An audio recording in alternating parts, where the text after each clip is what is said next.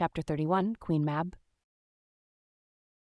Next morning, Stubb accosted Flask. "Such a queer dream, King Post, I never had. You know the old man's ivory leg? Well, I dreamed he kicked me with it. And when I tried to kick back, upon my soul, my little man, I kicked my leg right off. And then, presto, Ahab seemed a pyramid, and I, like a blazing fool, kept kicking at it. But what was still more curious, Flask, you know how curious all dreams are. Through all this rage that I was in, I somehow seemed to be thinking to myself that after all, it was not much of an insult, that kick from Ahab.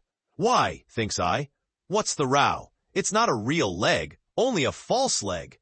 And there's a mighty difference between a living thump and a dead thump. That's what makes a blow from the hand, Flask, 50 times more savage to bear than a blow from a cane. The living member, that makes the living insult, my little man.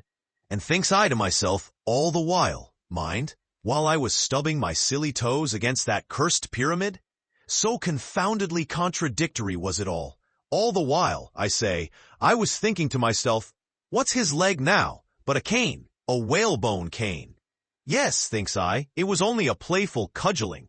In fact, only a whaleboning that he gave me, not a base kick. Besides, thinks I, look at it once. Why, the end of it, the foot part, what a small sort of end it is. Whereas, if a broad-footed farmer kicked me, there's a devilish broad insult. But this insult is whittled down to a point only. But now comes the greatest joke of the dream, Flask. While I was battering away at the pyramid, a sort of badger-haired old merman with a hump on his back takes me by the shoulders and slews me round. "What are you about?" says he. "Slid, man, but I was frightened. Such a fizz." But somehow, next moment, I was over the fright. "What am I about?" says I at last. "And what business is that of yours? I should like to know, Mr. Humpback. Do you want a kick?" By the Lord, Flask, I had no sooner said that than he turned round his stern to me, bent over, and dragging up a lot of seaweed he had for a clout. What do you think I saw? Why, thunder alive, man, his stern was stuck full of marlin spikes, with the points out.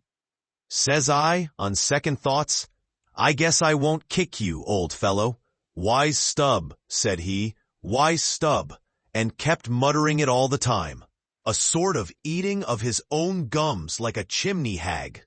Seeing he wasn't going to stop saying over his wise Stubb, I thought I might as well fall to kicking the pyramid again.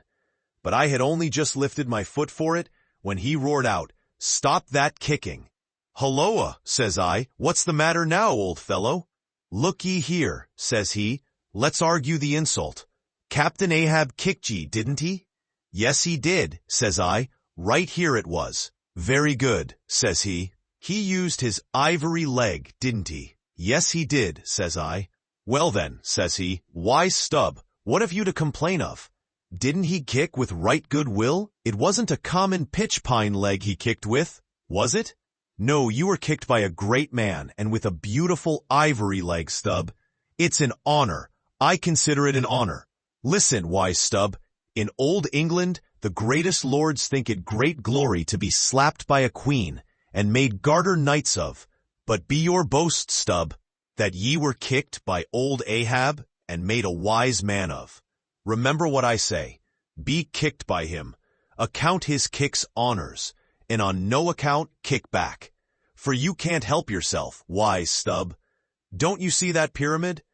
With that, he all of a sudden seemed somehow, in some queer fashion, to swim off into the air.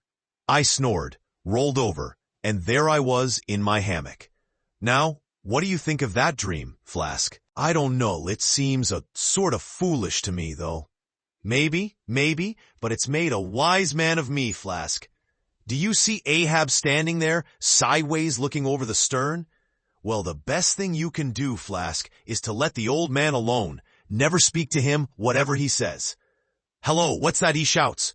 Hark! Masthead there! Look sharp, all of you. There are whales hereabouts. If you see a white one, split your lungs for him."